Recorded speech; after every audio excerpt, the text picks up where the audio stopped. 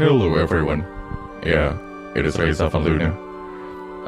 A little bit of a problem here.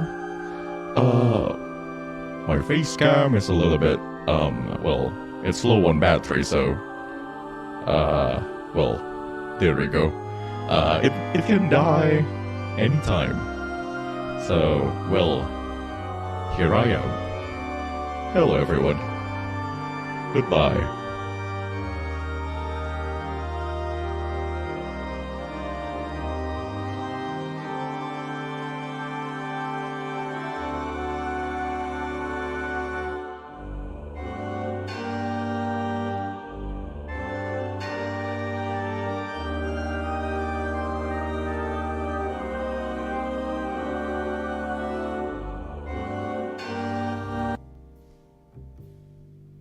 Hi. Udah pada mau tidur ya? Singer-songwriter and world's chronicler from NIJISANJI, my name is Reza Avanluna. It's okay, I don't think I will actually be using this effect for the whole day, but I just want to play around with this whole thing, but it's actually... Hi, hello, yeah, it's Edgy. Edgy mode. Yes. Today we're going to what is it? We're going to review some of the age of your villains today. What? My voice sounds kind of different?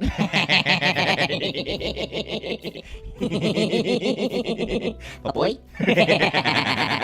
Yeah, my voice does sound kind of different today. Exactly, my boy. Banana. Well, これ楽しい。まず楽しいんだけど、もう、なんだよもう、どうも、シンガーソングライターとワルズクロニクランのレーザーファンラです。よろしく。わがまおちょっと、クリップしたわ、マジ。ダメだわ、あれ。もう、どうしようかとわからないんだけどな。どうも。はい。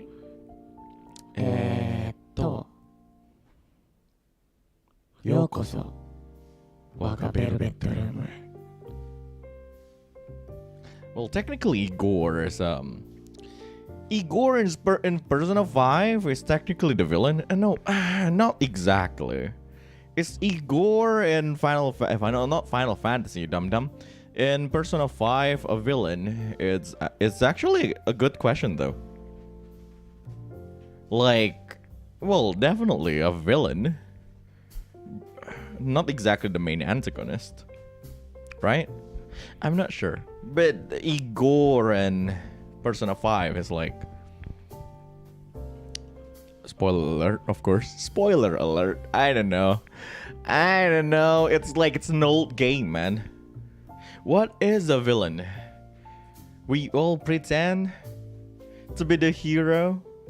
Yes, my edgy boomer cutie villain Reza arc aspacha. Arigatou gozaimasu.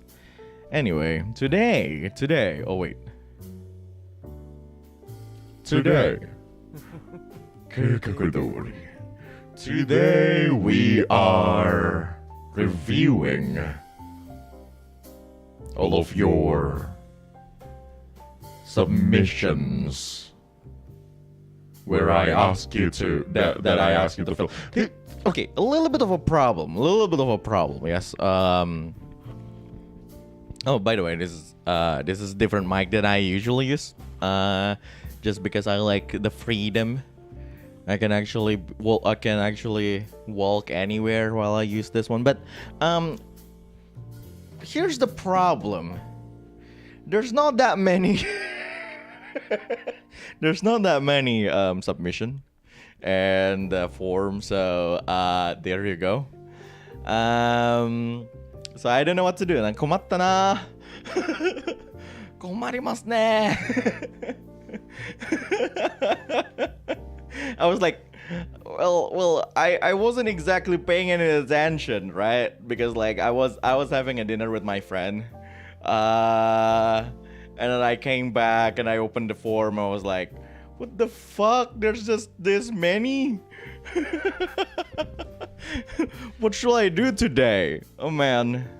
But I guess that makes sense. I mean, Reza Avanluna is kind of irrelevant, so there we go. I thought it would be a lot. Nah, there's not that much. So let's open up notepad. Notepad. Like what the fudge is going on?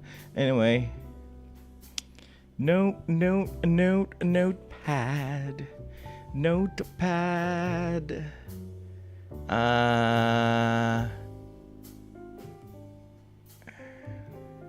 I guess we can. I guess we can make more. How to show the notepad? It's been a while. Oh, there we go. There we go. My trusty notepad. Anyway, you should be there. ちょっと wait, let me put down the mic. Good job, Reza, for not buying a stand for this.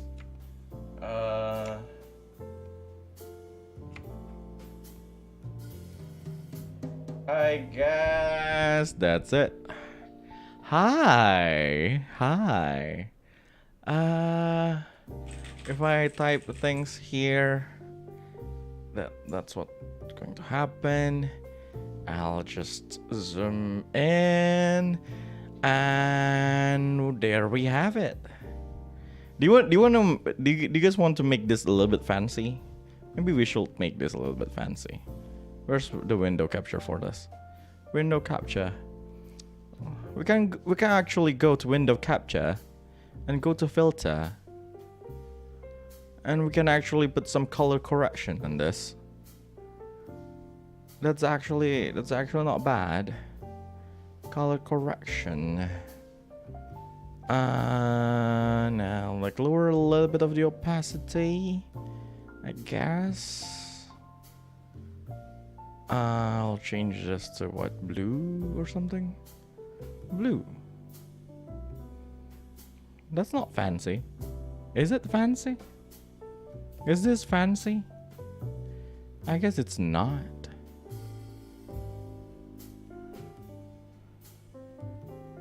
Because I don't think you can actually change font. No, you can actually change font and gray for edgy. Sure, it's going to be gray.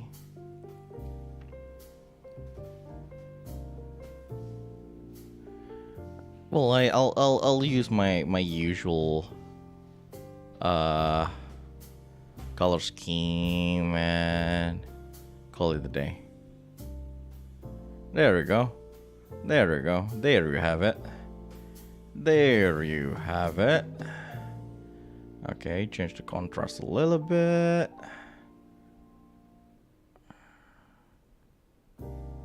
Change the brightness, contrast. Saturate a little bit, and there we have it.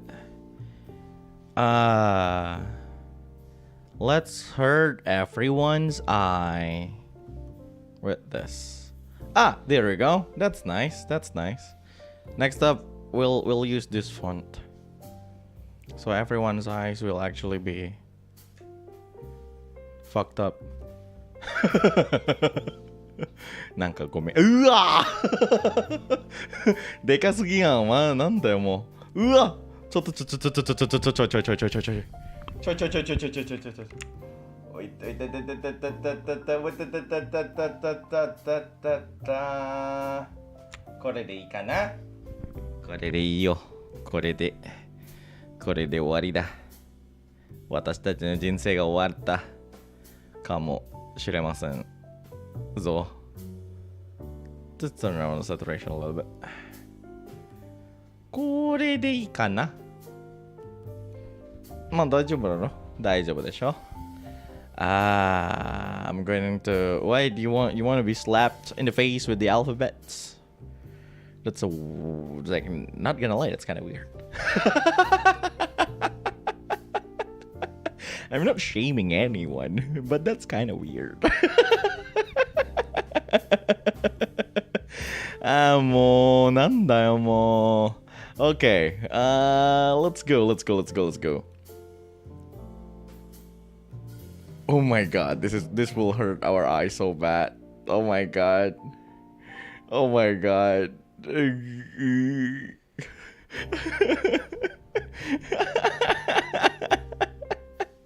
Okay, let's go to the submission. Anyway, we have right now 22 submissions, so there we go. The first one is from Anon. Okay, this might not be the edgiest villain ideas, but here is my idea of an edgy villain. Oh, okay. I mean, well, I did say you guys need to send the edgy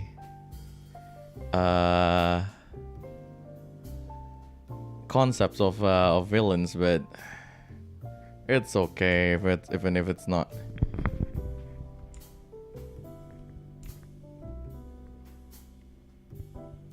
Oh god, I think my okay, this is the bad idea. Using this font is a bad idea. Let's use my favorite font, Optimus. There we go.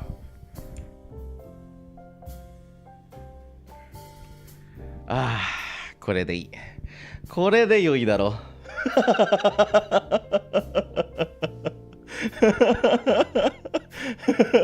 あー、いいな。これでいいでしょ。まあいいか。From Anon. Okay. Let's see.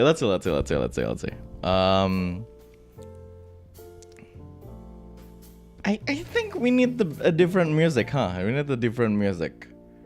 A music that is not, you know, this is still chilling. You know, we're chilling, just talking about things. But this is not the time to have such thing. I don't know.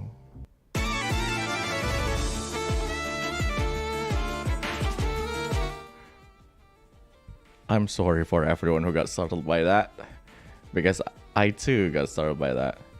What the fuck? Oh, this is good. Okay. Let me set the...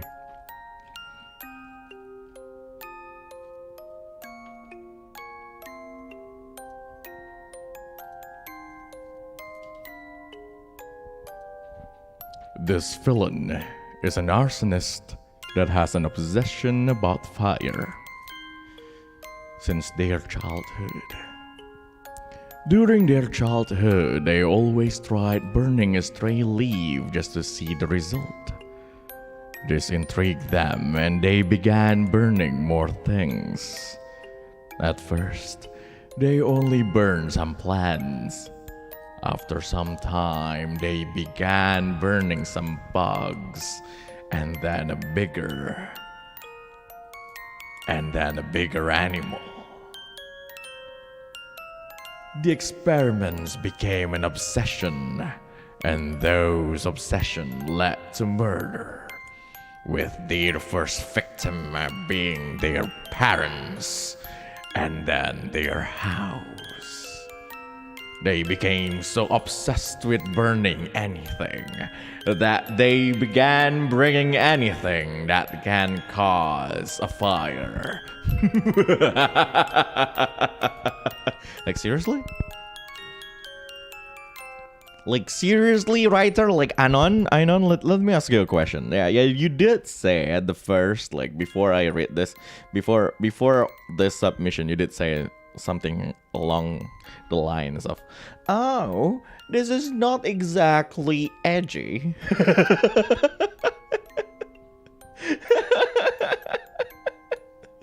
This might not be the edgiest villain ideas. Well,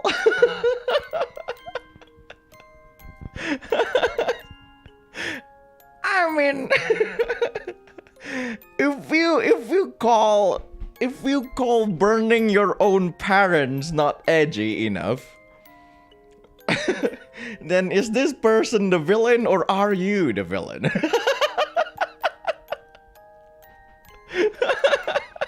It is something that we need to ask ourselves about. Who are the real villains in this?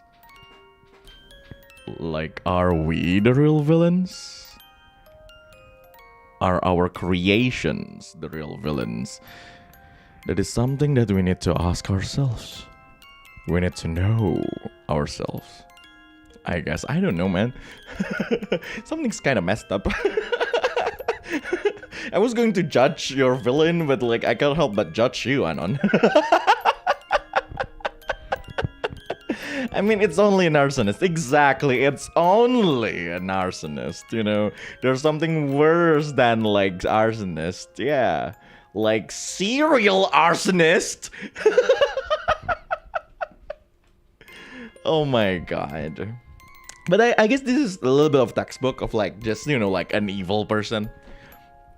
I think, like, it's a little bit of a textbook of, like, for, like, making a textbook villain. Make them someone who's obsessed with something, right? It's not about the message. It's not exactly about, you know, like revenge or anything. There's no actual motive.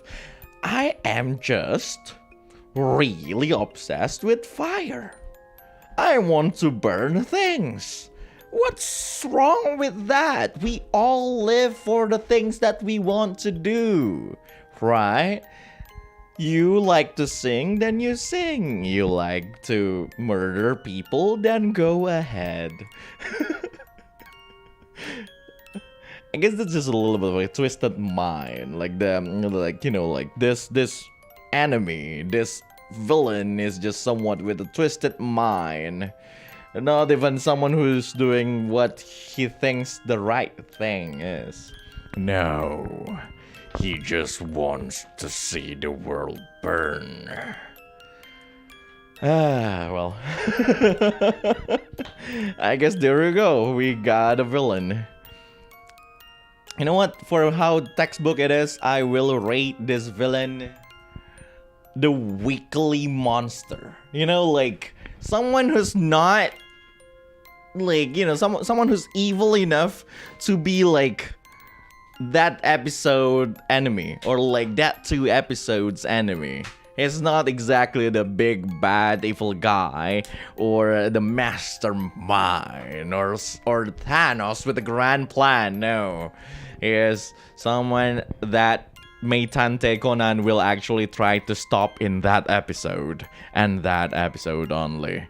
That is my verdict on this villain. You got your weekly quota. Bam. I guess that's a good way to rate villains. I mean, this is a good villain for like for a one shot. Definitely. It's like, well, yeah, you guys will fight an arson. Not really like a filler episode. Exactly. It's not like this character is not tied to black organization, right? He's just a dude, or like a gal with obsession with Guan Yu. Now that is an actual arsonist villain in Detective Conan. Oh well. Thank you actually. Thank you, Anon, for sharing your, I guess not exactly AG one. Thank you.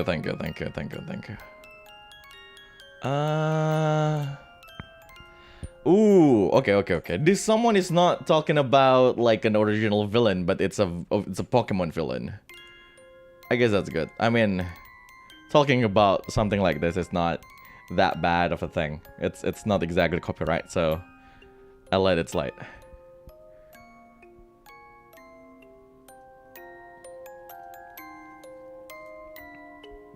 This is from This is from hide this one. This is from Anon, who's ex-fans of Pokemon series. Oh, I see. Okay. Gatsis Harmonia Gropius. Wait. Is this person groping people? Gatsis Harmonia Gropius.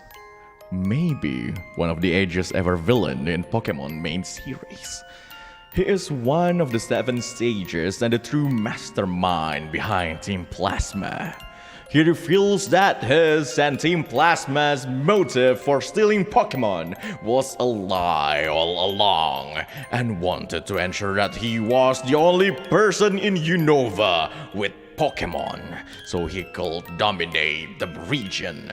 According to a grunt in the castle, he was even learning of ways to manipulate hearts of people. In anime version, Gatsis frequently projects a calm demeanor. It's an act designed to mask his true nature as a mad, power-hungry tyrant. His persona is seen to easily slip when his goals are delayed, or he feels frustrated, causing him to become much more serious and demanding. He cares little for even his most faithful followers.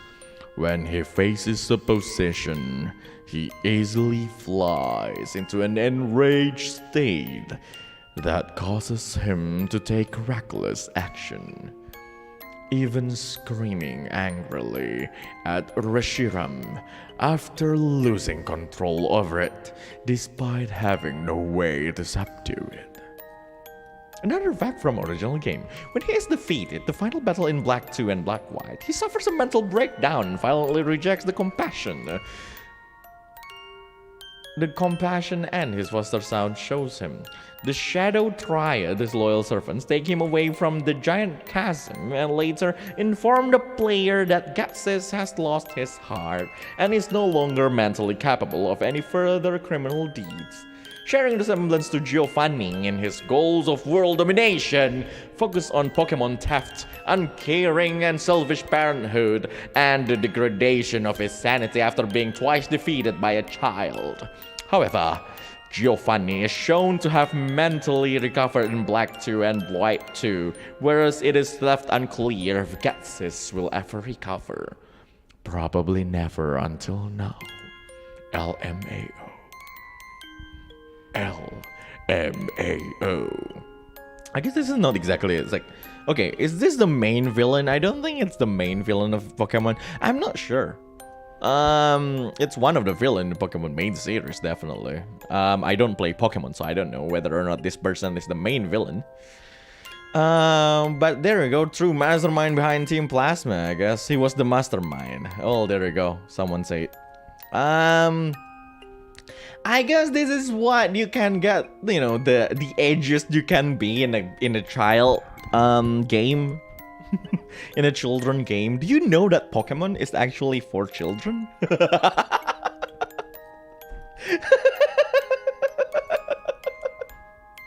I guess you guys are not ready for that truth. Do you guys know that Pokemon is actually aimed for children?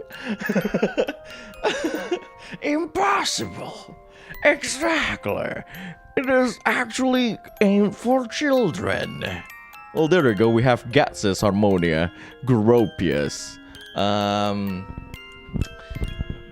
I hope he didn't, you know, he didn't rob any Pokemon to do things to them. Well, this is actually I'm sure to, you know, this is the ages it can be. You know, it's like it's Pokemon. This is the ages it can be in a Pokemon game, and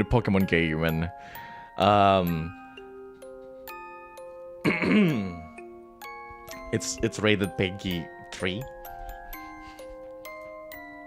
Lord. The manga is pretty brutal. I guess so. What's your definition of edgy in the first place? Yeah, I don't know. I let's not define edgy.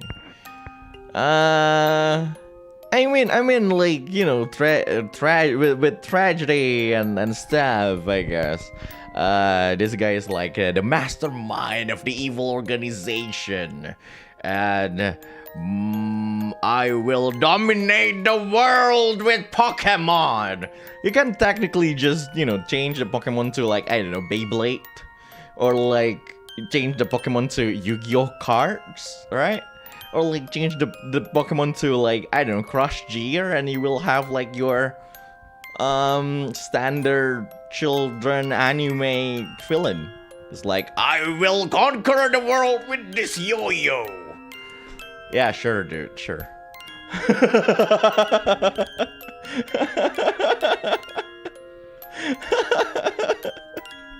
Oh my god.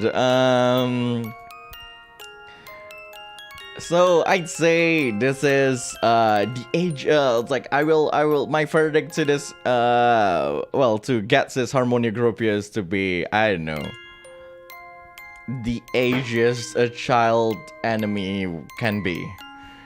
Bam bam. That's a weird title. Beyblade can split the sea. What's that Beyblade called? Moses? Oh god. Anyway, next one is from Ehe. Okay, sure. Okay. I do not have a name for this person, but basically, she is someone who was born and can't feel pain. Hey, textbook! Her life is normal with her parent raising her to be just like any other normal person with love and care. But then she began to get curious to what pain feels like. She starts small with bugs and rats and was not that fun how they don't show any specific reaction. Then she go to small animal and realize after killing the kitten in front of its mother and seeing it tears for their kitten, there's actually more form of pain, emotional pain. So she thought maybe she killed her loved one. She can finally feel pain. Oh my god. But even after she drugged both her parents, tied her mother, and cutting her father one by one in front of her mom before finally staging her mother. Oh my god. The girl felt no pain except sadness, which was something she didn't want to feel. So now, she is still out there trying to know what pain feel like by observing others with physical, mental, and even emotional pain with the goal to finally feel pain herself. What's up with you guys writing edgy villains and killing parents?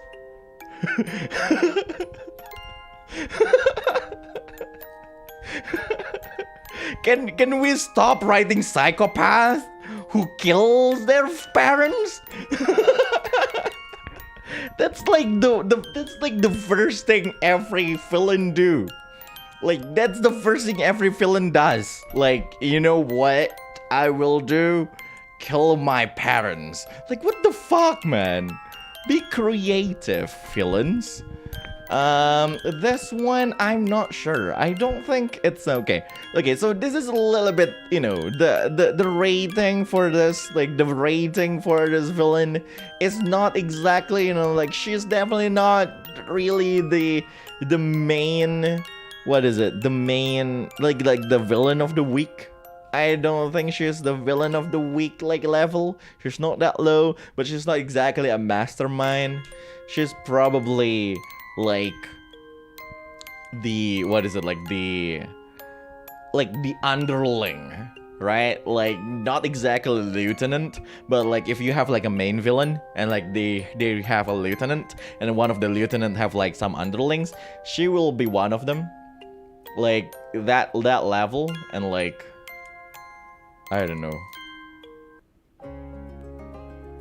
Oh, wait, not this one. Probably this one.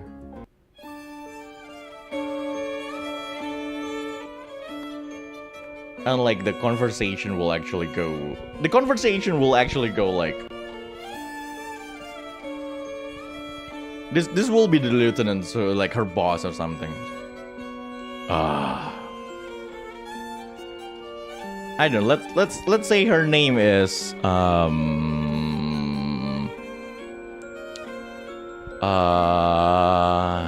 Rosie. Rosie. I know that feeling. The obsession that you have. That pain that you're looking for. That void in your heart that you need to fulfill. I can help you reach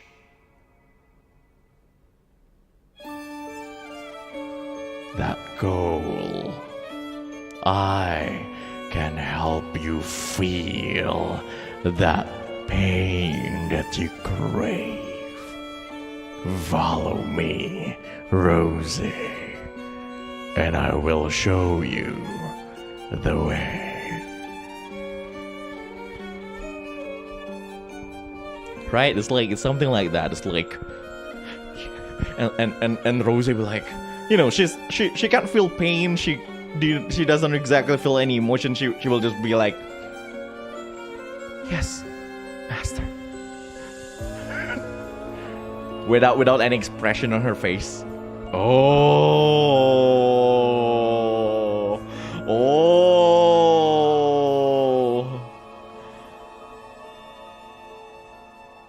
And like and at some point the protagonist will actually like you know, the protagonist will finally kill her.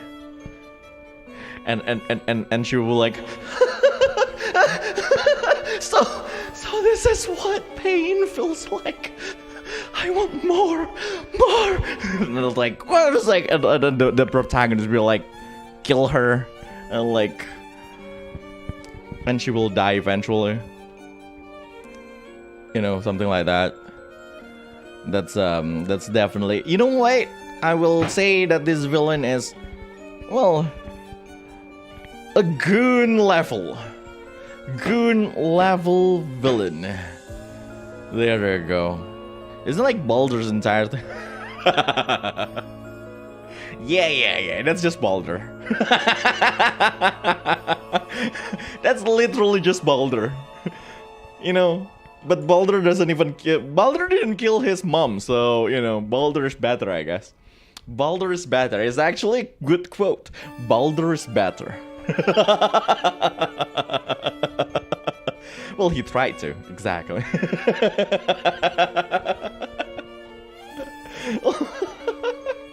Well, in that sense, and his worse, I guess. I don't know. Anyway, next up is from Not So Anon. Why are you guys turning to Anon so like suddenly when it's about Edge? Anyway, let's go. This guy is from rural village that has been destroyed by bandits when he was still a little boy.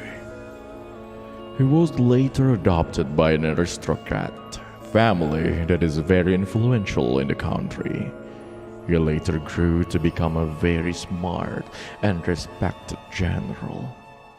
Later, he got his revenge on the bandits group who attacked his village and hailed by his soldier as a great hero, by which he was granted the position of a vizier. After he got that power, he got corrupted by it and always came to keep his position as a vizier of the kingdom by either killing his opponent in court or starting a civil war against someone who disagreed with him. He also always tried to undermine the king rule by always placing the weakest candidate to the throne and using his personal retinue as king guard. He has allegedly killed 2 kings who he saw as can't be manipulated by inviting the king to a hunting trip and an accident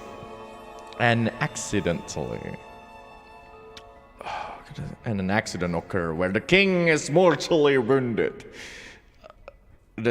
Okay, the grammar hurts me more than the villain. He also always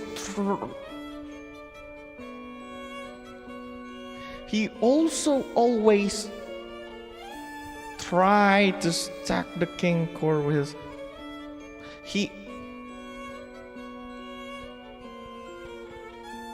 He also what? I don't understand the next sentence. He also always tried to stack the king core with his loyal followers, but to keep the civilian happy. Yeah, I guess there's no. Yeah, he always tried to stack the king core with his loyal followers. Oh, wait, that's what you meant. Okay. You also always tried to stack the king's court with his loyal followers, but to keep the civilian happy, he tried to improve living condition near the rich area and put his man in local court to monitor local population's opinion of him. I understand. Okay, now I understand. Well, there we go.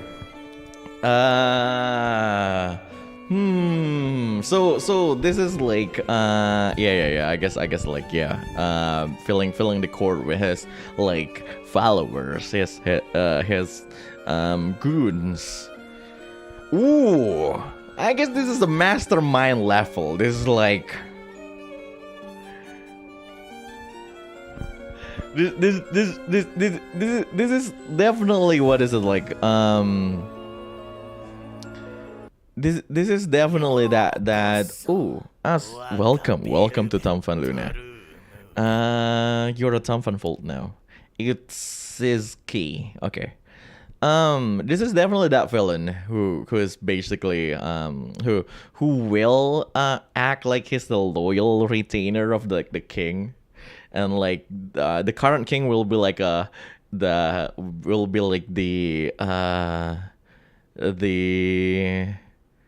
like a stupid one, and they were like, let's say his name is Roberto. It was like, Roberto, this is what should I do? You know what to do, right? I don't know what to do in this league.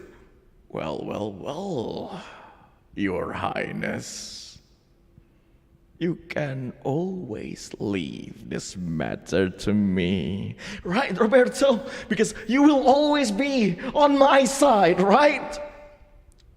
Well, of course, Your Highness. I will always be on your side. Everything I do is for the reign of yours. And like they will like and like the villain will like walk away, get out of the room, and like have like this huge smile. It's like now the king is within my like the king is I was like I don't know how to say it. Now the king is within my control. Like he will always have like that inside voice. Like the voice inside his heart, and like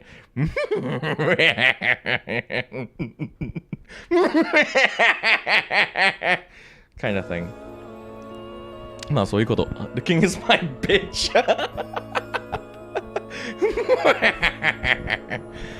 You know what? I will rate this villain as season 1 villain. You know, the one that acts like smart but is not that smart, and will be defeated by the hero on season 1. and just to be killed by like its actual the actual mastermind of the whole thing, right? It's like, you have failed, Roberto. But master, you have failed. And you know what I do to those who failed. Please, master, don't kill me now. No. It is finally your time to finish this arc of yours.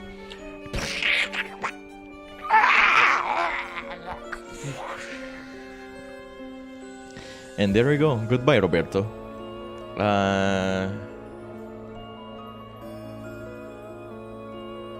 Next up is from Perry. Perry the Platypus? Poor Roberto. I'm sorry, Roberto, but this is, next one. Probably a villain that you thought was not a villain, but a villain to other characters in the story. So is he a villain or not? Because they have a somewhat noble reason that you cannot fault even if you wanted to. It's really just unfortunate.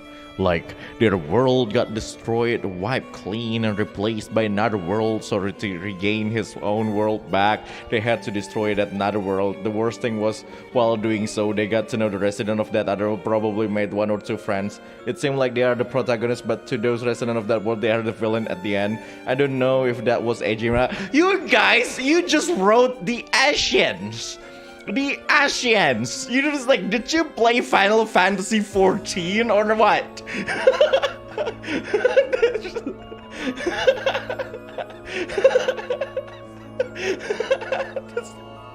That's literally where these people are! You literally, oh my god, it's like, did you just write Emmet?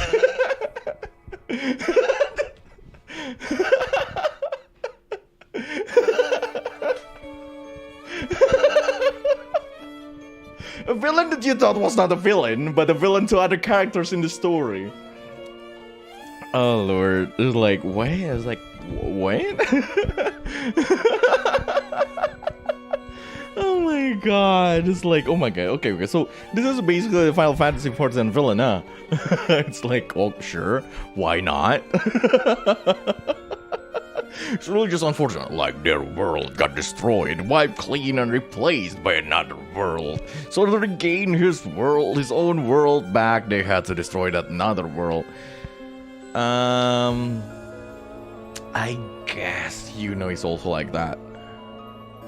A villain doesn't necessarily have to be an antagonist. I do understand that. I do agree with that, but like, a villain that you thought was not a villain. This is more like, I mean, technically it's all, they're already a villain. But a villain to other characters in the story. So, yeah, because like the character, like, this is definitely not the protagonist. But like, Light is technically a villain. Yes, Light Yagami is technically the villain of Death Note. We just, I don't know. Yeah, and technically villain is definitely a villain. It's hard to define a villain, huh? It's like maybe a villain can be a protagonist, can be the antagonist, but I'd say this story will only work if it's the antagonist. So technically this guy's a villain.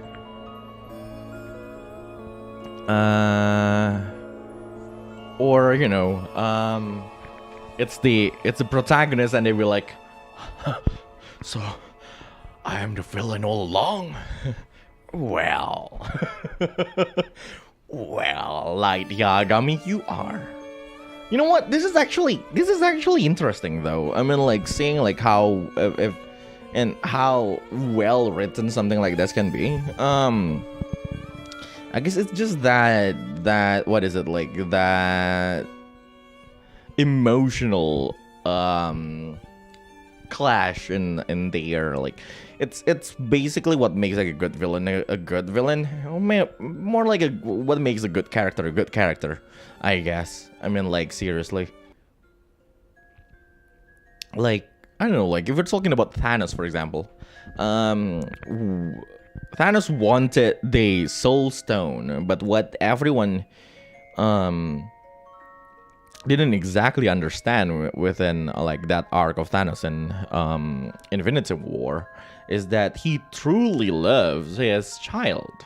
He truly loves Gamora. And I guess like just that emotional conflict within that character that creates like, you know, such a good character someone will actually relate to. Is like this guy is technically a character that has the capability to love something, to love someone, to have like to care about another character. Right? So basically and basically like that scene in the I forgot what it's called, that place. I'm not sure. But like when Thanos throw his child, as they say, long live the king. No, he didn't say that.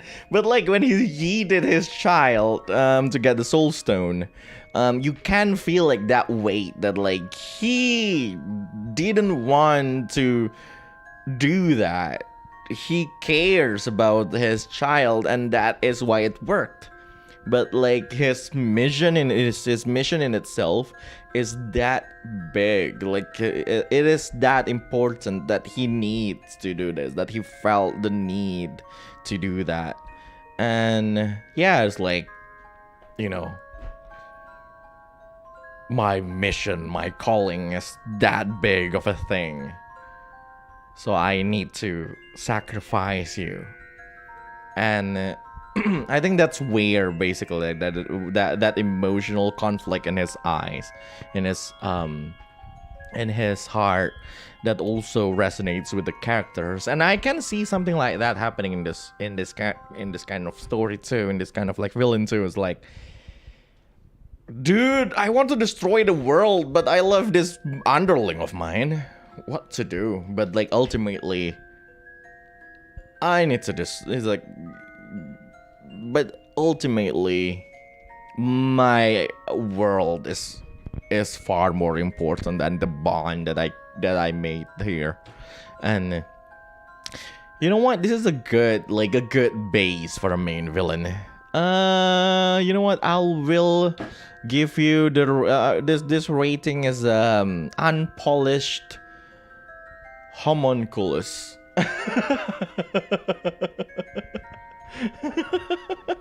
Do you guys remember homunculus?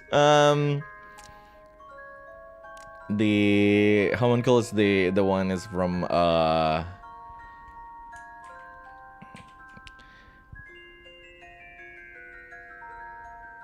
Full Metal Alchemist, not Final Fantasy, Full Metal Alchemist. Wanda is just stupid.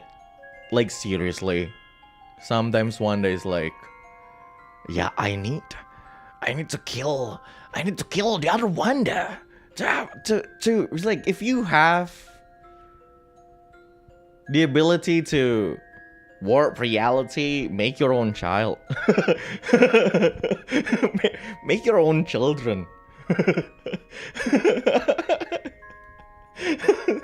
You can warp reality.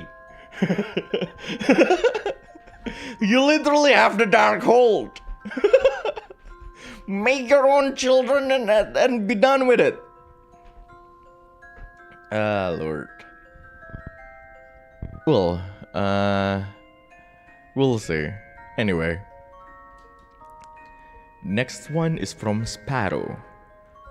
Sparrow or Sparrow?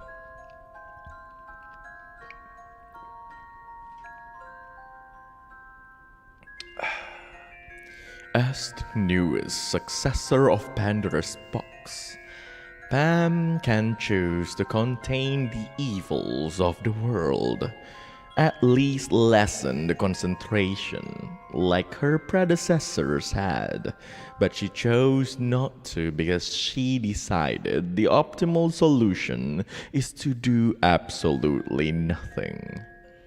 The evils are already an intrinsic part of humanity. humans can just deal with it. The box and the damned souls were among the first to fall victim to the evils, and thus chained to the box, would speak in her head, scream even, a constant cacophony of demands, beggings, coaxing, and threats to get her to do her job. As the current owner of the box, she is protected by the fates, her tribulations minimal. If the gods decided to throw something her way in an attempt to push her into doing her duties, she'd just briefly open the box and let it inhale the evils the obstacles are made of. To whoever asked for help, she'd just say, "I can't hear you," over the voices in my head. Recently, she learned of dabbing and will dab sometimes in lieu of the puff. What the fuck?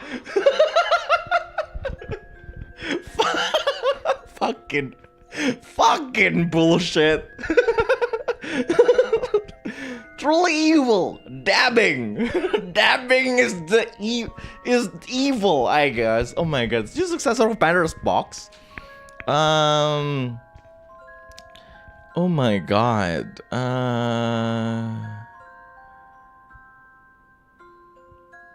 Well, you know what?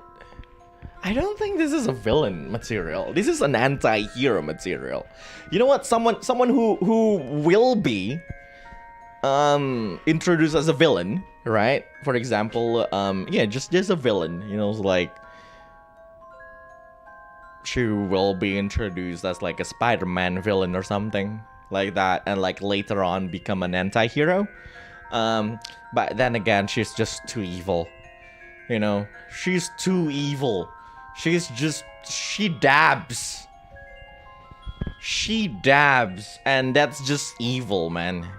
You know what?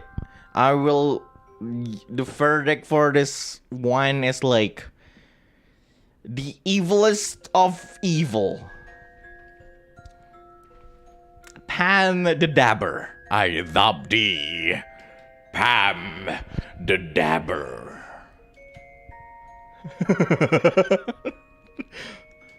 Pam the Evil Dabber. Nah, that's you know, that's recursive.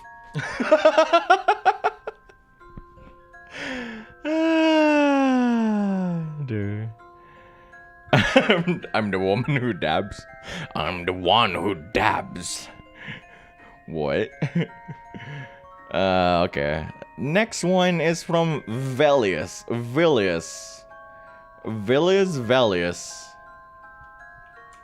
Let's see. A commoner who agreed to be a part of militia because of his honest desire to defend his nation during civil war alongside his sister, but instead of being taken as an official member of nation's knighthood or receiving honor for joining the winning battles, he and his bands were isolated and cast out by nobility, not even receiving a single penny.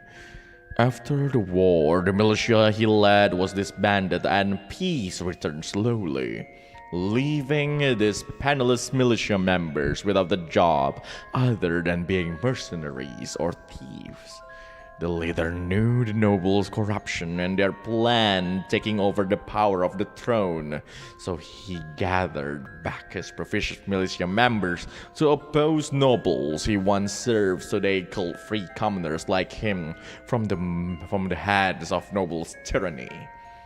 However, although he refused having his bands be branded as mere bandits, the members slowly betrayed him for the sake of their living condition.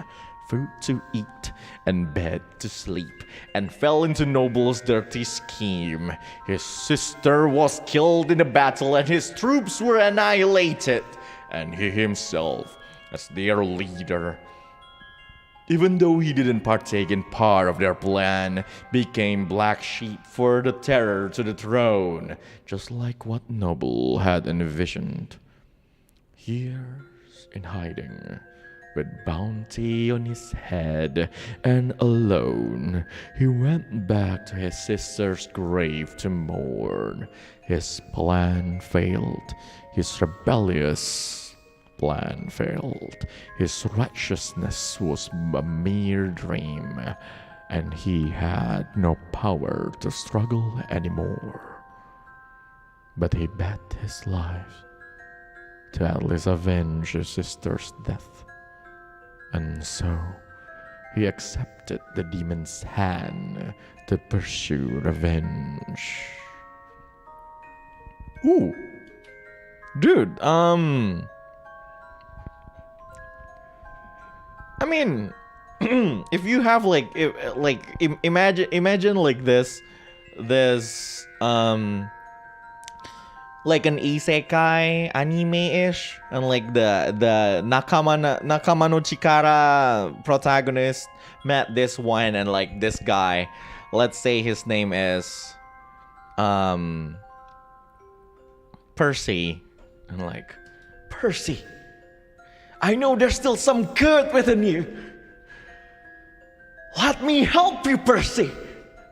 And Percy be like, you don't know what pain I have felt. You don't know what betrayal I have went through.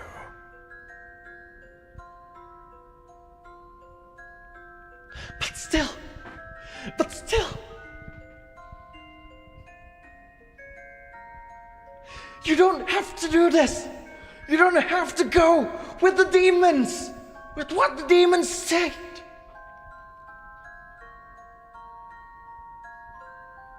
My wish is for my vengeance to be done. And the demons are the ones who are willing to help me in it. Oh he's an anti-hero at best. You know what? I'd say this guy is Scar level of villain. It's like, you guys remember Scar? His real name is Jugemu Goku no Sarikere Kaijeri Sugi no Sugi Matsu Raimatsu Raimatsu Kunero Tokoro Nisumu Tokoro Yaburakoji no Burakoji Paipo no Shuringa no Gurina no Pompo Kopi no Pompo Kana no Chokyume no Chosuke. Yeah, that guy? Yeah. Not Long Live the King. It's that guy. It's from Full Metal Alchemist again. Dude, you know what this guy is? If this guy is a hero, then he will be Batman. I am vengeance.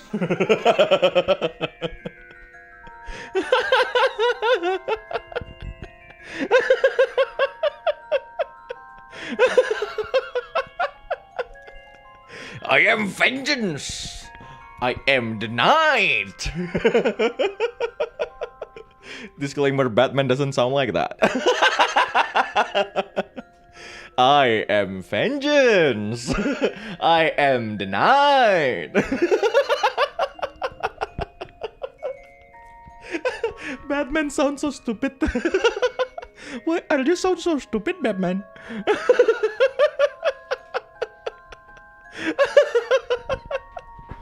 Well, going back to Percy, I think this is just good. I mean, it's like that villain, right? Like that where I think that is basically a good measure for the main hero, like the hero's like morality or something. It's like, yeah, this is the villain, huh? Okay, this is the villain. This is what you're going to fight. Okay, now you know the full story of why he's doing this, and you sympathize with him. Are you still going to kill him? Are you not? Are you still going to stop him? I mean, if it's Naruto, then Naruto will just be like, I will save you. it's like I will save you. If it's Sasuke, ceramah no jutsu. I mean, if it's like shonen protagonist, but if it's like I don't know, like a seinen protagonist, they will actually be killed like that. I'm sorry, Percy, but this is the only way then. And then it's like, Percy be like, and like the protagonist will be like, it's fine, Percy. I will carry on your vengeance. Now you rest in peace. It's like slowly, like his body is slowly corrupted by like the dark like magic that he's been using, and he disappears. And like at the end of that battle, like the cloud is like the cloud will just dissipate a little bit, and there's this one light just shines through the thick cloud, and like it reached this sword that Percy is using, and like the ending song. I don't know what the ending song will be, but the ending song will actually play. But this is the piano version. Dang, dang, dang, dang. Something like that. Okay, my verdict to this villain is the moral compass. I guess I don't know what to call this villain. It's like the test of resolve. There you go. Next one, it's a noun. It's like the test of resolve for the hero. That's a good villain. That's like, worth staying on the series for like 3 seasons. Like at the first season, he'll be like, I will spare you your life here. Like the main character will actually lose to Percy. The second season, there will like on equal terms, but like the main character will slowly understand Percy's like, I don't know, like motive and everything, all the backstory and all. But the third one, it's like, yeah, no way to save this guy. Let's just kill him. That's third season, I guess. This reminds me of that guy from Shinkenger. Do you guys watch Super Sentai? I hope you guys do, because if you don't, then well, you guys wouldn't know what I'm talking about.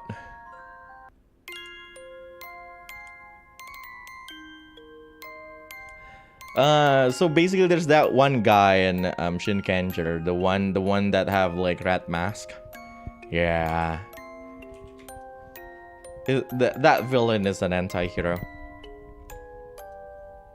Super Sentai, what's that? Power Ranger. The skull guy, yes, the skull guy. Okay, next one is from Unknown. Okay. This guy writes like it's 4chan.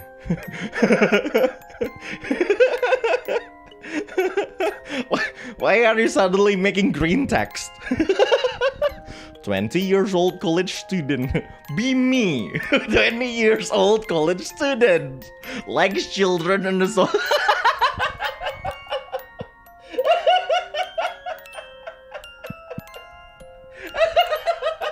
What is this green text? Okay.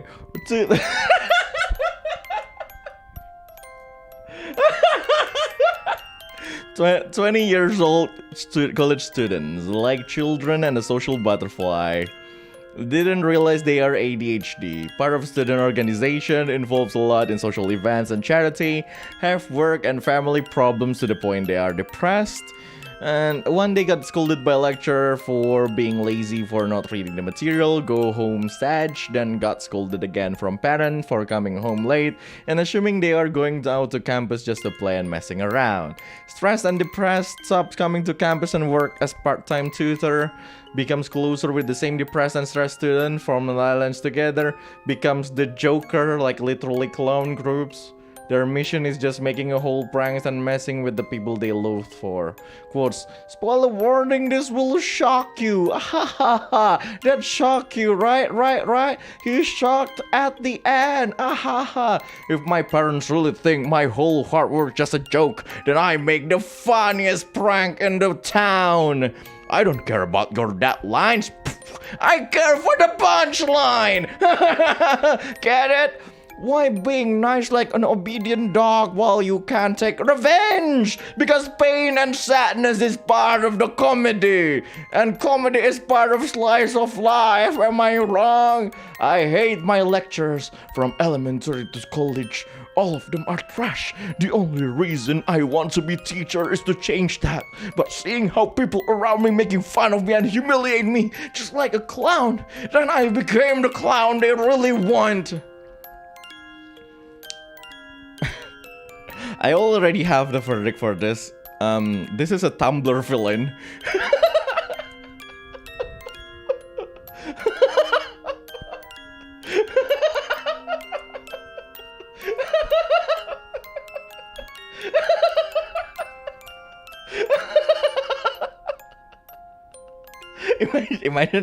Imagine you're like a 15 years old and you're in your chuny edgy like live, chuny edgy like stage, and then you found Tumblr and it's like, oh my god, this is so edgy, let me write it down. This is a Tumblr sexy guy.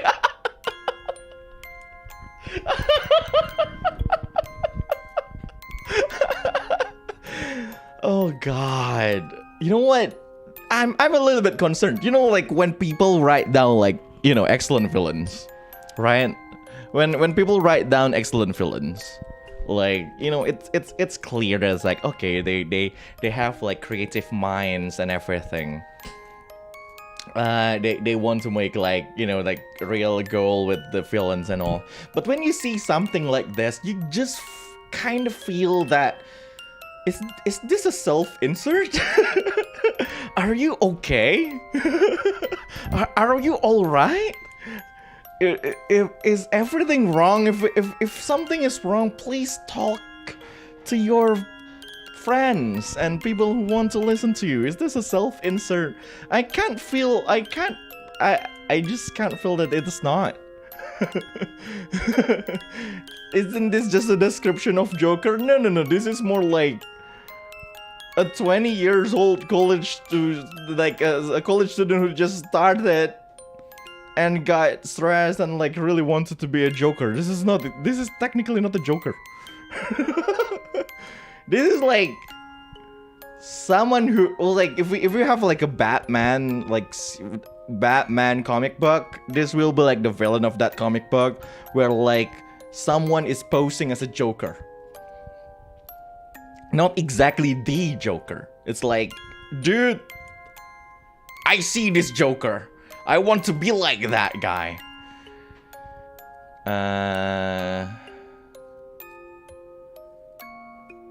Or not. Maybe this is the Gen Z Joker.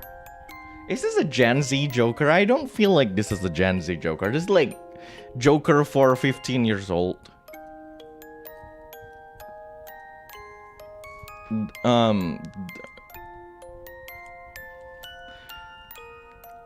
Doesn't everyone want to be a Joker in their first year of college? I didn't.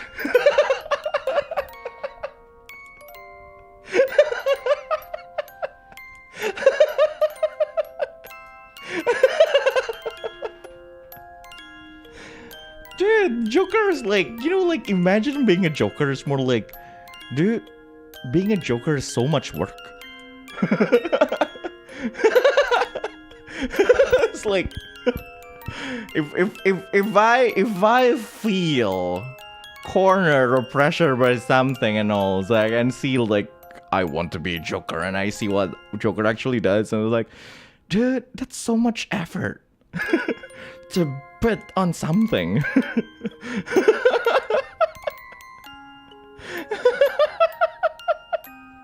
Like, it's like, what?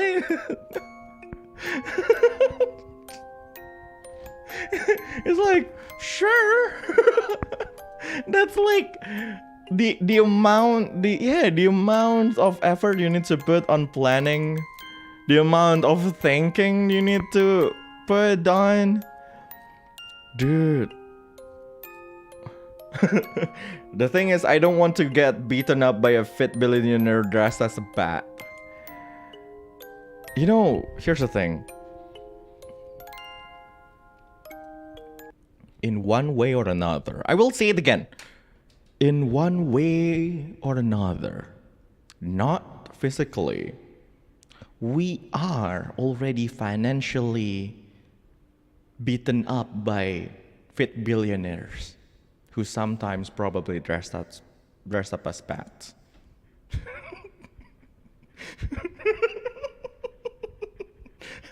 We are Batman villains.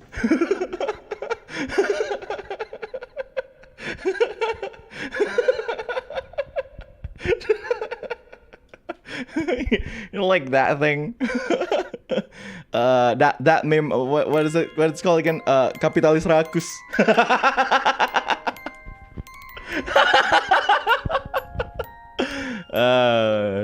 Down with the bourgeois. You know what? I will. Yeah. The verdict for this villain is Tumblr villain. Thank you, Anaon. Thank you for the laugh that you provided. Hunter from Idea Squadron. Oh, okay. Literally the in-universe president of superpower country. They used to be ally of the MC country, but they seem to always try to brand the MC country as hostile, since their relationship broken some time ago due to some scandal. Later revealed he is related to international terrorist group, and the true reason of their invasion were more wicked than just political purpose. Some tried to take him down, but they can't, as there's too many on his side. Oh, okay.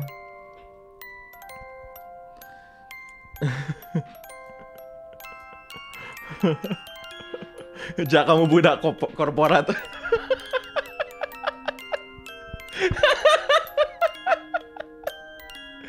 Okay, let me tell you one thing.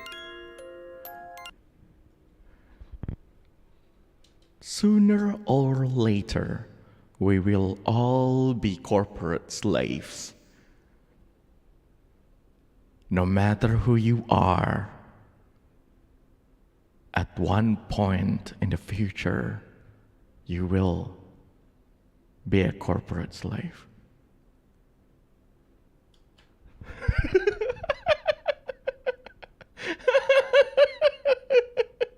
Well, anyway. I mean, what can I do? Do we have money? Do we have power against these people who have money, or whose whole purpose is money? What? You think we have power against this greed in the capitalistic system of our world? We can only be slaves to the greedy capitalist. There is nothing we can do. It is the true villain of our world. Well, not exactly. I guess they make the world run. I guess they run the world in a way, so I don't know, man.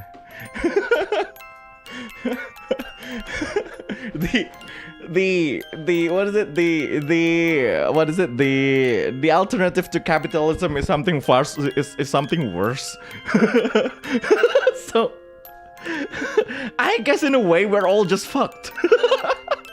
We are all doomed. In any way possible, a human being in this world is just doomed. There is no way. There's no way to fix this world anymore. Okay? The only thing that we need to do is just live our life until we die and be happy with what we have.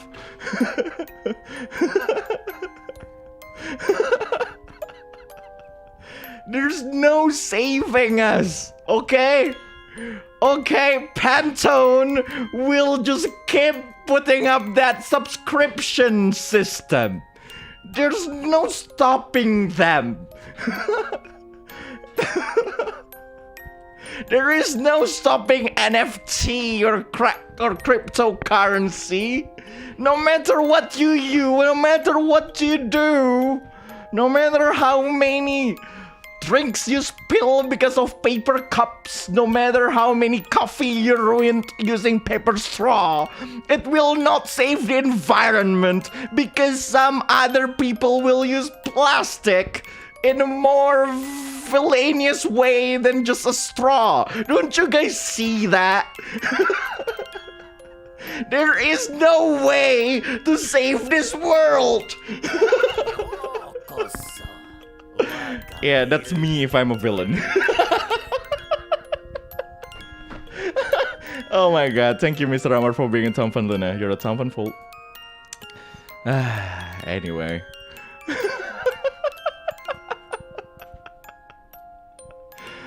So raise your arms and just let the world destroyed. Let it be. Because there is no way to save ourselves. No way to save the future.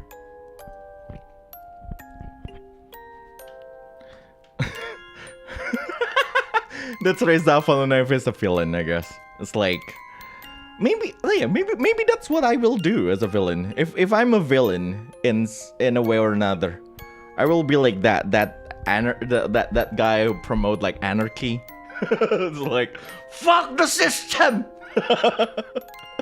No, in reality I like when system works. We just need to make a system that works, okay? But unfortunately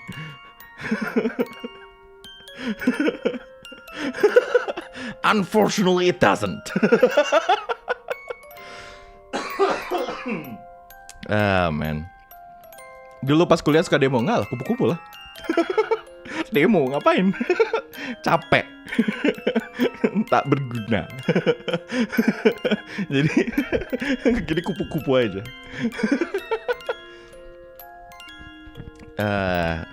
Itu kayak untuk apa capek-capek berkoar-koar kalau nggak bakal didengerin juga. Apalagi kalau udah setahun lebih berkoar-koar. Ujung-ujungnya tetap nggak didengerin. Spotify. Anyway, let's go. Next up is from Stel.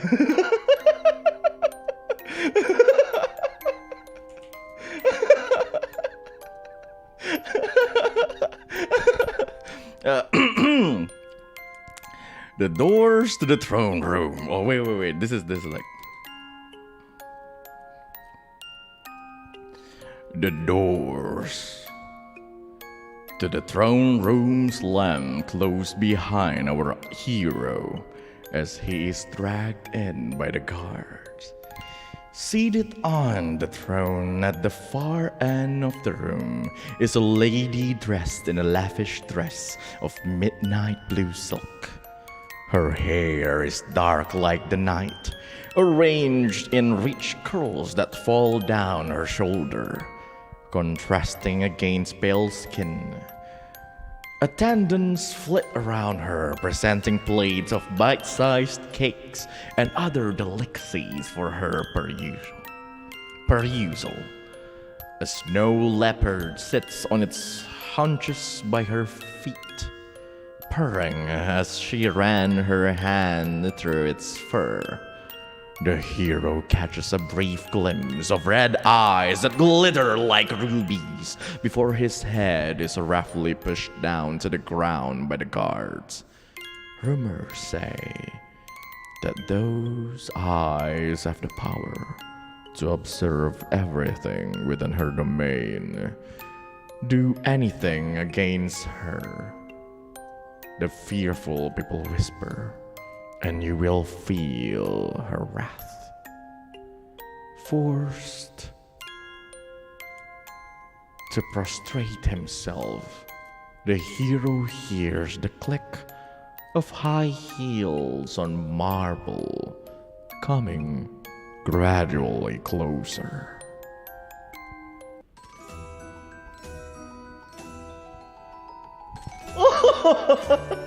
You have some nerve daring to challenge me, Desua. The hero's chin is guided up by the ivory sticks of a folded fan. As it grazes the vulnerable skin of his neck, he realizes that the ends have been sharpened enough to draw blood. Unfortunately, I don't like men who are too forward.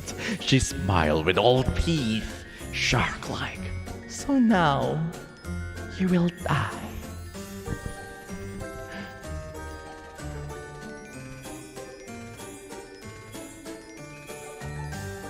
Hey, that's nice, I guess. Desua. Anyway. Oh! It was like you want to hear that oh ho ho instead. It's like oh, you have some nerves daring to challenge me, Desua.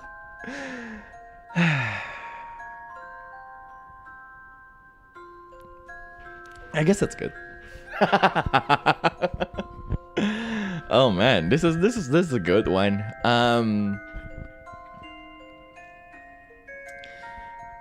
I doubt thee. Lady dressed in lavish dress of midnight blue silk. The villain of a harem isekai anime.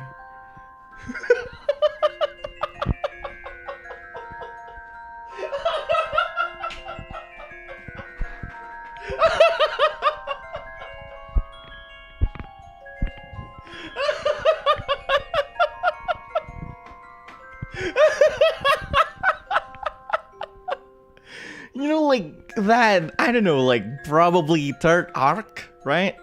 In the first arc, the isekai hero saved a slave, right? They bought a slave and basically released her from the slave magic, but like because of that, she is like she feels like she's in debt to the main character, so like she will help the main character. And like the second arc will be like a strict knight, right? The strict knight lady who fell in love with the main character. And the third arc will be this lady, right? This villain that will be defeated by the main character and be obsessed with him and be like all himedere on him. Oh, Desua, you are mine, Desua. Don't leave me alone, Desuno. Like something like that. Like not even tsundere, it's like himedere. So there you go. This is the third arc. So yes. You just describe every single harem anime exactly. I know what I'm doing. Okay, here's the thing. I love those tropes, okay? Dude, harem fantasy isekai anime is just when it's done good. Not exactly. When it's done mediocre, like even just mediocre, even like the mediocre anime ones, I just like them. It's like it's fun sometimes. Unless you're a stupid edgy like main character. Yes, I'm talking to you, main character of Arifureta.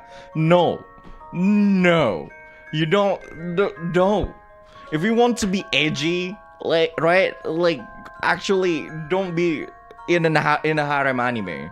If you want to be edgy, be in any other anime, like not a harem. Like a harem anime needs to be like comedic, Like that's the only purpose for it to be, right? It's like stupid fun bullshit. It's like McDonald's burger. It's good. It's fun.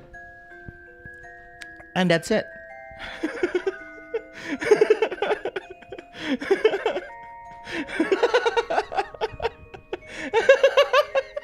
Yeah, exactly. We all know that it's like it's not the best thing in the world, but I'm loving it.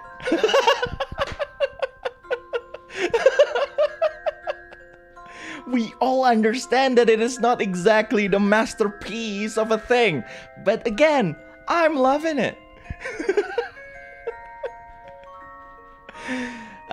So this is good. So I love the villain, the third arc villain of harem anime. You will be a member of the harem in no time. Next up is from FLZT. Okay.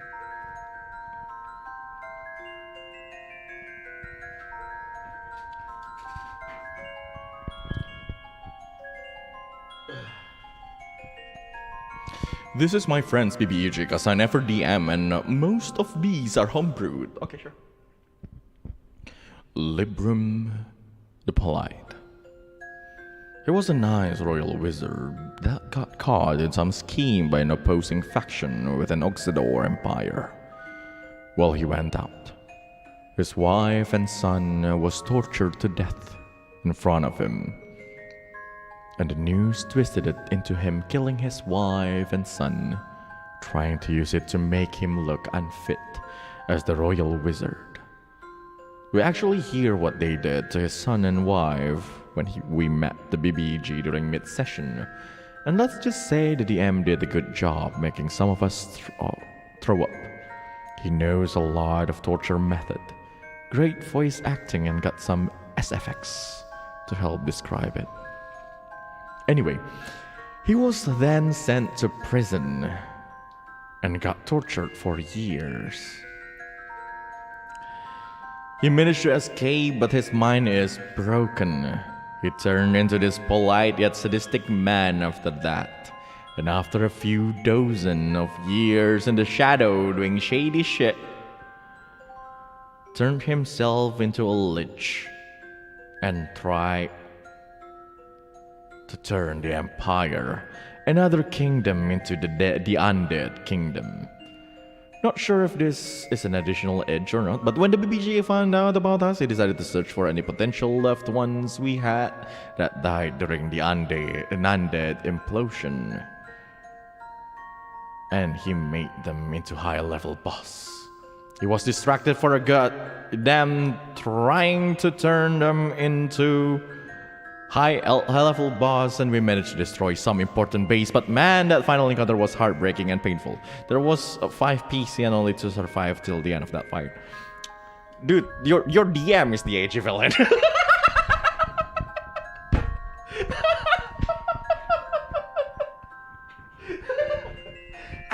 I do not think that your DM is the Edgy villain here.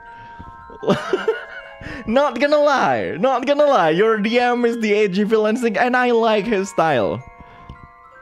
Oh god, this is basically what I think. I think this is just a problem with doing like this, like campaigns, like a little bit like air quote long campaign as a VTuber. Because I need to, like, you know, TFS can only be like 12 episodes long and so on. I didn't get to do this.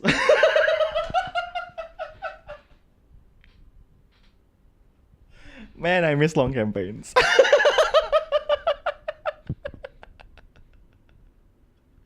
Oh god.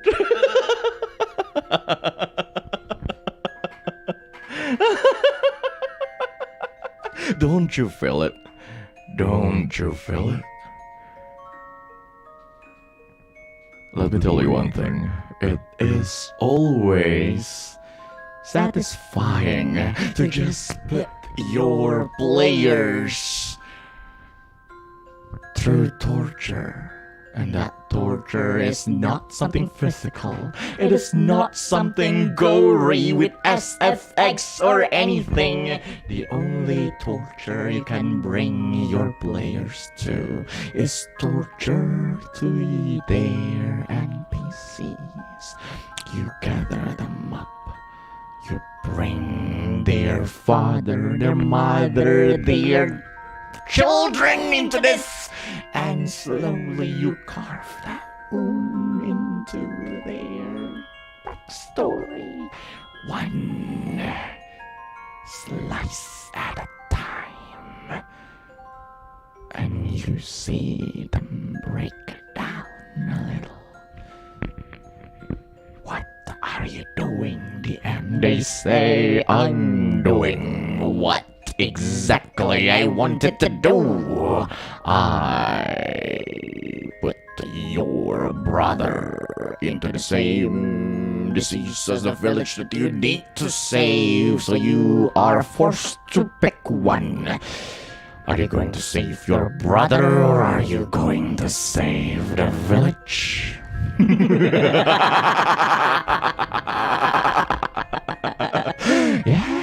Yes, choose. The only thing that you need to do is pick one. But truly, isn't that a hard decision to do? Will you kill hundreds of people to save your brother, or will you let him die?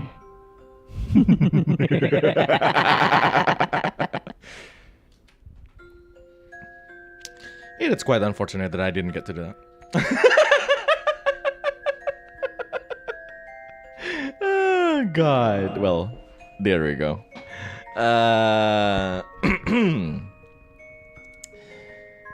That's actually a good villain. I do not think the torture, that immense detailed torture description is necessary, but I'm not gonna kink shame you, DM. I'm not gonna kink shame you. Next one is from Don Katsumu.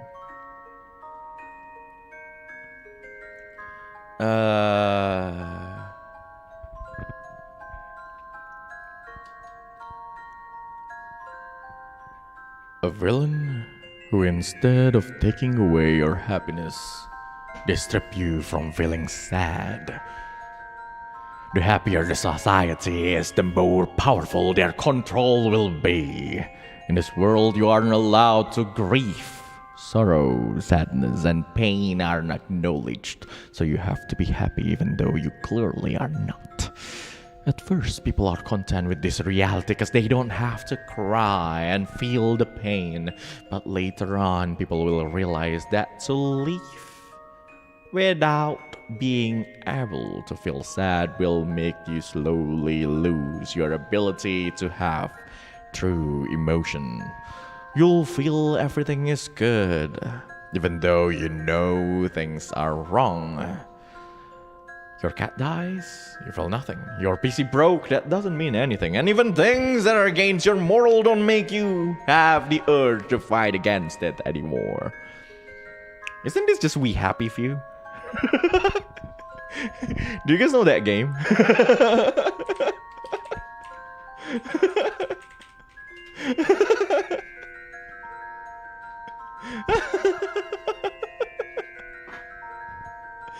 Yeah. It's We Happy Few, but I guess fantasy-ish. No. You are not allowed to be sad. Dude, this could be like something like that kind of like dystopian thing, or like cyberpunk-ish thing. You don't know, but like, yeah, that's actually a good one. You know what? Probably I will. Ooh, maybe I should use it on like on a one shot in the future. Maybe I should. That's actually a good idea. Maybe I should use that as a one shot. Maybe I should make like a whole arc about like a village where everyone just smiles. You know, like they will like big smiles, like welcome. Oh my god. Who are you guys? Adventurers? Well, I don't think you guys will find any problems here because it is a really happy village. Welcome! It's like feel free to have like, you know, have fun in this place.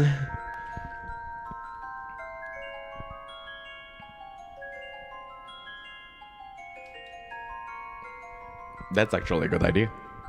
Next one is from Ami, an elite from a vampire alliance whose main reason for living is solely to enjoy an absolute world pleasure. Is this the villain who will actually force his way to the people he captured just because he's a villain? Anything he could do to reach it, he will do it. He has no emotional attachment towards his colleagues and can sacrifice his closest friend for his good. Once using his closest colleague as a scapegoat so he could save his position in HQ, his act destroyed his colleague's life. On another occasion, he used the colleague to murder every living human in the village, merely to search for the tastiest blood. Even so, he doesn't really care much about the HQ's future. He has no trauma, grudge, or whatever that can become the fuel for his action. He simply loves to watch people suffering and nothing else. He's famous among the HQ for his obsession with humans. He has been seen devouring their blood and body for himself without HQ's knowledge.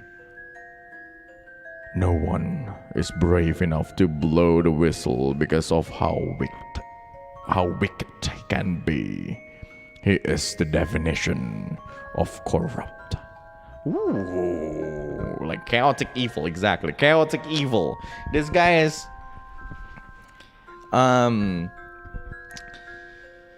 this guy is definitely voiced by Sugita.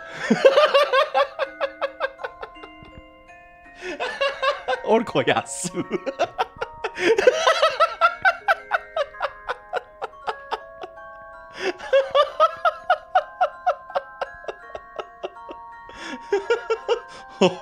どうしたと聞いたのか。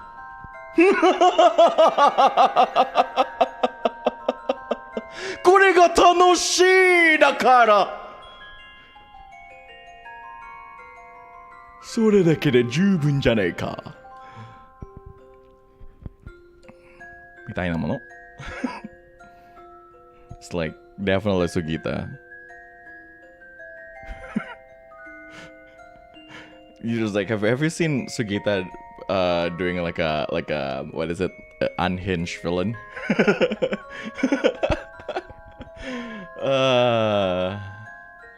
No, like this guy is like, you know what? I just like blood.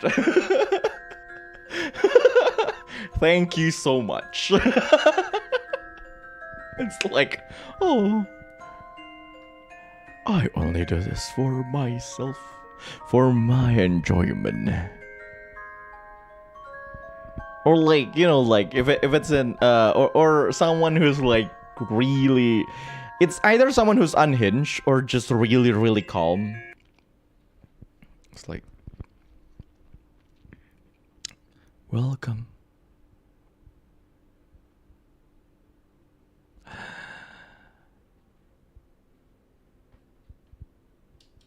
Have you ever tasted though?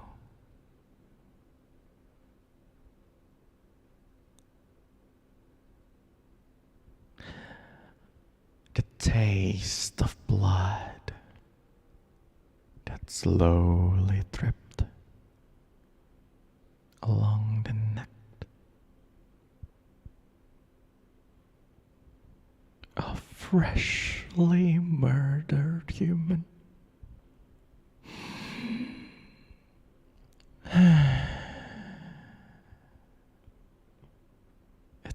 one of the best delicacies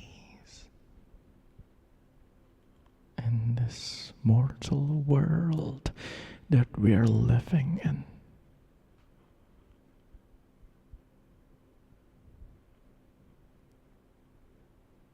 Here, let me help you.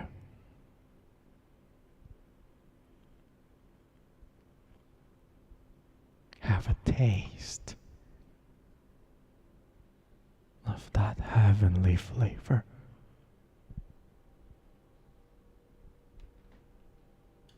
Like, well, what that's happening, like the character is actually tied up, and like can't go anywhere, and like what the one who's just killed in front of him is actually his mother. And like the blood that he's going to force to like the character is like his mother's blood. It's like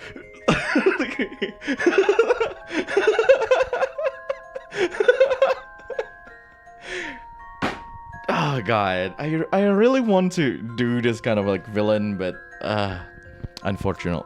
It's quite unfortunate. Anyway.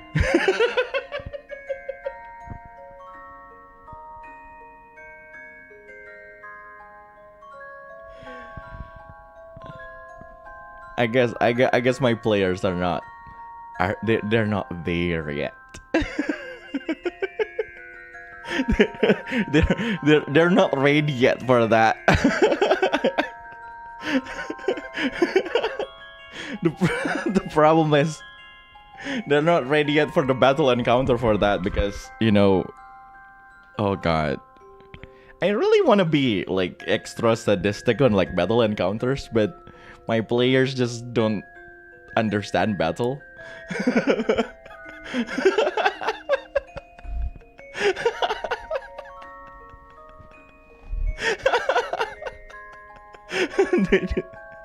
So I just don't do it. Next up is from Midnight Memos. Probably Aizen, because he always this guy just said Aizen, like straight up, like Aizen. God. Because he always keeps one. Amy Kiryu from Marimashita even though he's totally weak, but they can deceive evil demon too. But if it is an organization, oh god, from One Piece. Tenro was like, well, there you go. Aizen is beliau sekali, I guess. Aizen, man, Aizen is like Aizen is like, you know what? Aizen have plot armor and Bleach. It's like he needs to be smart. He needs to be shown. It needs to be shown that he is smart, no matter how. So there you go. That's Aizen. Beliau sekali memang, sangat beliau. Next one is from Maestro.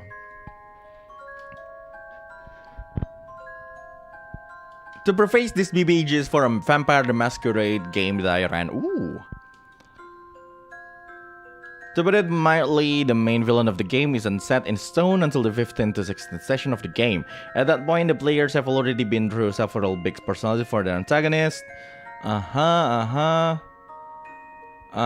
the BG is odd, unique. I dare say the BBG for this game is, or rather was, an Epicurean foodie or gourmet vampire who owned several 5 Michelin stars restaurants across the world. She had a bit of an odd flaw in that in addition of drinking blood, she also had to eat any flesh, organs, fatty tissue, or even bones of any victims. And most curiously, she does not come from the bloodline of vampires that also exclusively has cannibalism as their weakness and flaw. So the party goes on to have dinner with the BBEG. At this point of the game, they had met with her several times and were well acquainted with her. So the BBG explained to the party that they were all invited to a 2-week-long cruise from Jakarta to NYC.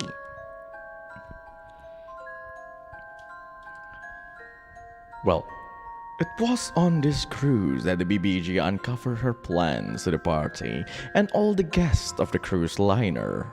which included a pack of werewolves, 2 mages, a whole bunch of other vampires, a dozen of ghosts, and a lot of humans. She wanted to sacrifice all of them, especially the supernatural creatures, to an ancient demon of hunger and gluttony.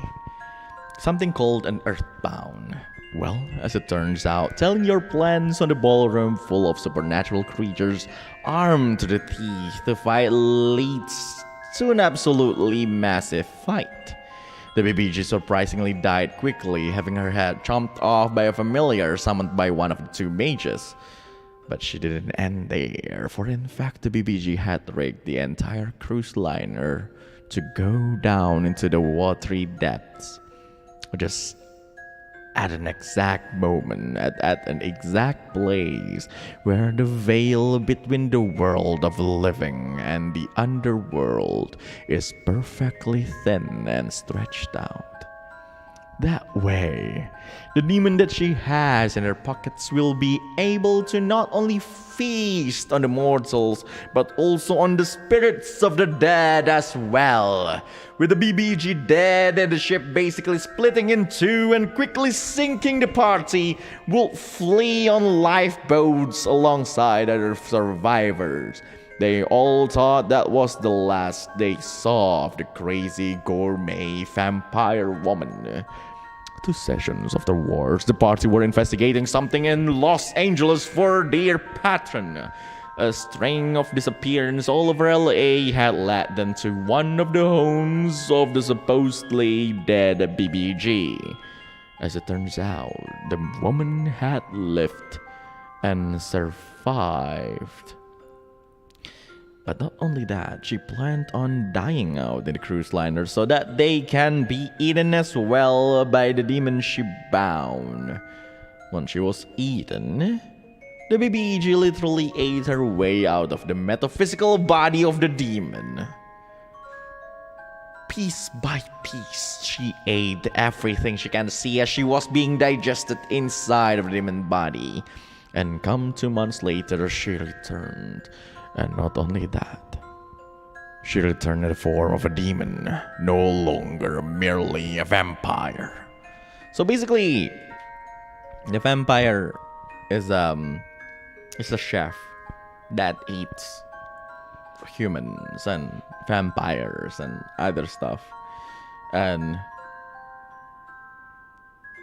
man, this is actually good. I mean, like, you know, like that devotion to a demon, the devotion to the earthbound is like, you know what? I will tell you, like, this is the problem with like villains who tell people their plan. It's like they will be immediately killed off. But I guess for this one, the reason she actually tell everyone her plan is like, yeah, I will tell you my plan, but it doesn't matter whether or not you know or you don't. Whether or not I'm alive or I'm dead, it doesn't matter, because it will still happen. I'm sorry, but it will. It's like, yeah, it doesn't matter if you kill me right now. Well.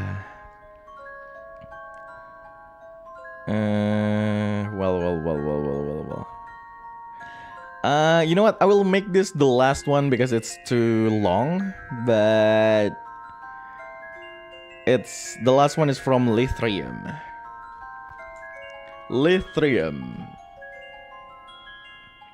Let's see.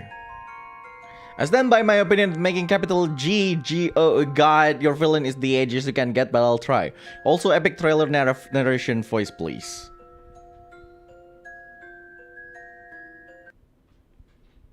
In the quietest of nights. Oh wait.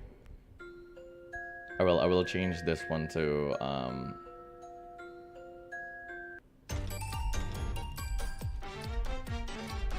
too much.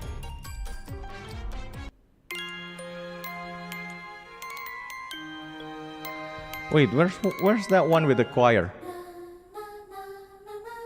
Oh, not this one. The other choir.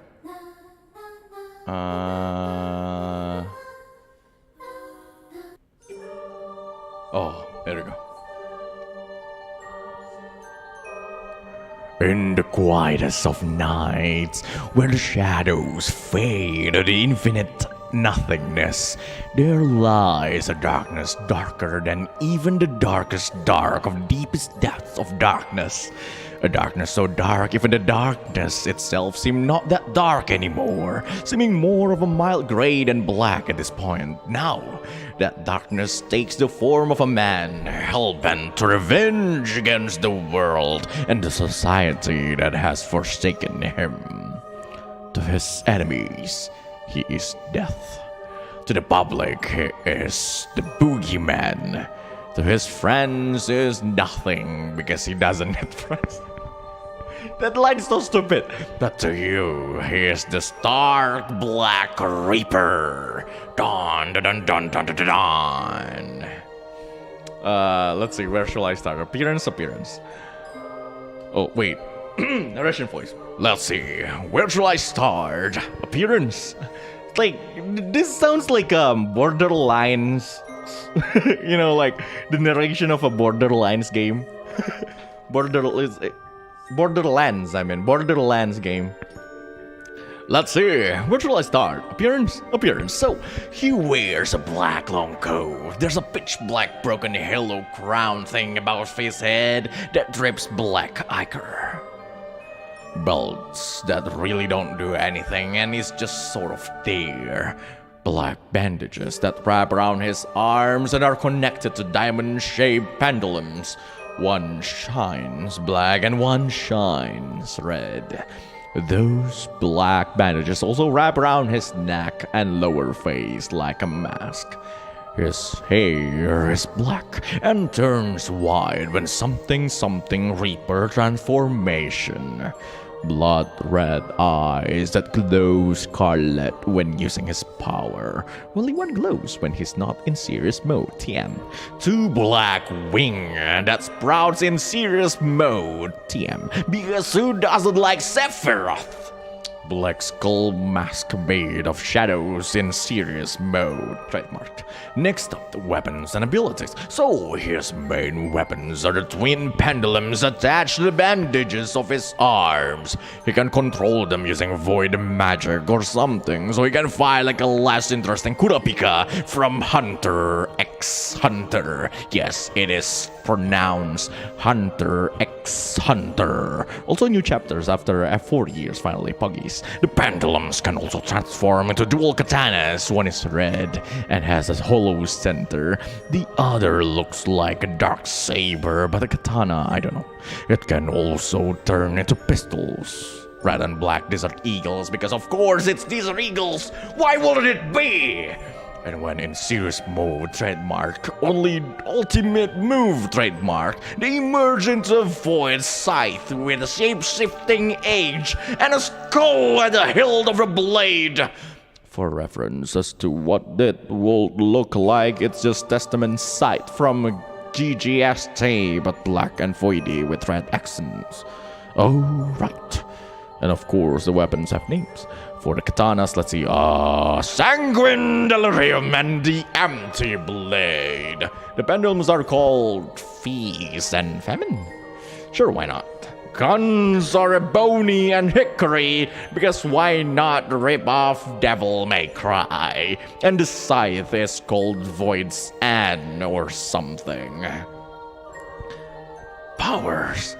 Blood magic, shadow magic, and void or nullification abilities. Pick one, or all three. Sure, all three works. He can shadow war behind you, attack using his shadows like a discount pride, but bend weaken to enemies, bend blood in general, make weapons out of blood, make weapons out of shadow, make weapons out of gaps in space, counterspell, pull enemies in the pocket dimension, totally not UBW and or domain expansion, and whatever the hell the writer needs him to be able to do at that moment. Oh, and when he dies, he gets consumed by the dark side, trademarked. His body becomes all black and voidy. His eyes glow a pale yellow in state, cracks up and crosses form that glow a golden ember. For legal reason, I should mention this is not the anti-form from Kingdom Hearts. It has cool golden cracks. Square, Disney, please don't sue me. Story. His home. Peaceful, idyllic nation. Trademark. Gets turned father for a neighboring big bad kingdom's trademarks experiment for immortality that succeeds. Everyone in peaceful, idyllic nation trademark died overnight except for him, and the big bad king trademark is now straight up immortal. Something, something, foreign power, devil deal, blah, blah, blah. If death won't claim your life, then I will. If nothing can kill you, then I shall become nothingness itself. Or something along those lines. Then he starts wreaking havoc in Big Bad Kingdom trademark, mostly on the populace who, big twist, aren't all fucking evil. They're peasant farmers who just wants to stay alive. He keeps killing them anyways because something killed by ignorance or association or indignation. Murder! Vengeance that kill! Then hero party takes on quest to stop him. They fight, backstory exposition. Then they kill him or recruit the murderous genocidal serial killer because something friendship second chances. Then take the fight to the immortal king as the true BBEG. Personality. Edgy piece of shit. Like an actual goddamn asshole. For bonus funnies, his name is Bike. Sword for Bikel. Bikel. The something reaper. Coming to you this summer. That's technically next year.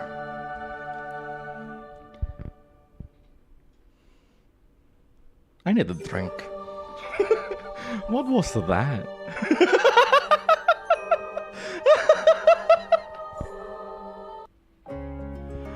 Oh my god, like what was that?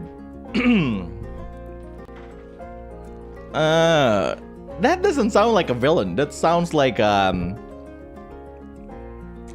an Adam Sandler movie. No, it's more like it's Justin Long. Oh god. Yeah, I'll summarize for you guys.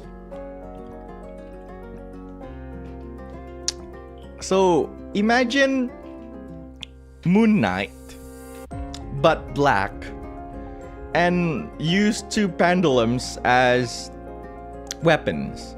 The pendulums can be two katanas or two desert eagles. Because why not?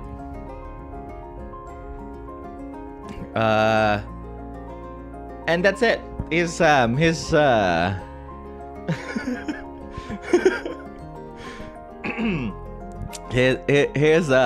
is it like a he's an edgy dude who's a villain and will be an anti-hero and later on follow the main hero because why not? Because that's what every edgy people need to do. In the quietness of night, where the shadows fade to the infinite nothing. It's like this is dude, this is like so good. In the quietness of nights, where the shadows fade to the infinite nothingness, there lies a darkness darker than even the darkest dark of the deepest depths of darkness. A darkness so dark when the darkness itself seems not that dark anymore, seeming more of a mild gray than black at this point. Now that darkness takes the form of a man.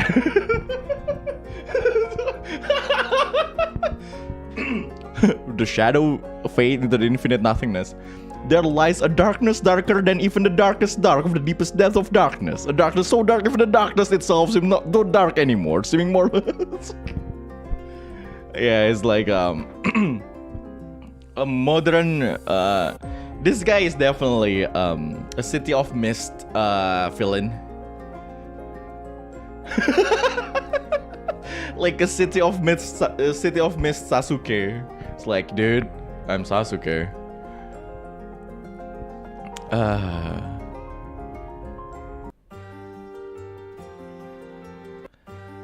Oh wait, not that one. Okay, let's go back to this one.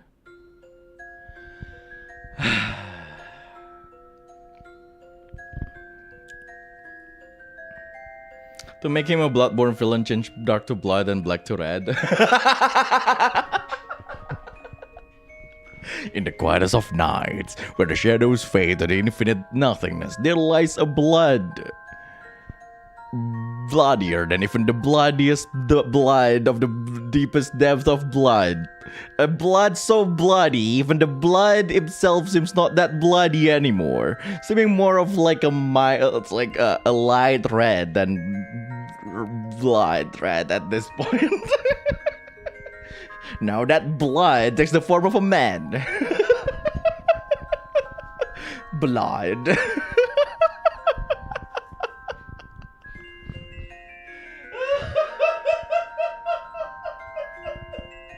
Oh, Lord. Oh, God. What a nice guy. Oh, it's like the bloody dude. Bloody dude. Anyway. Namanya flat dengan ejaan Jepang. Anyway, thank you guys for coming. I think that's the last one. We still have a few that I'm going to read. Basically, the like I still have half of them, so we will read them at the next stream of this, probably next week. But we'll see. Anyway.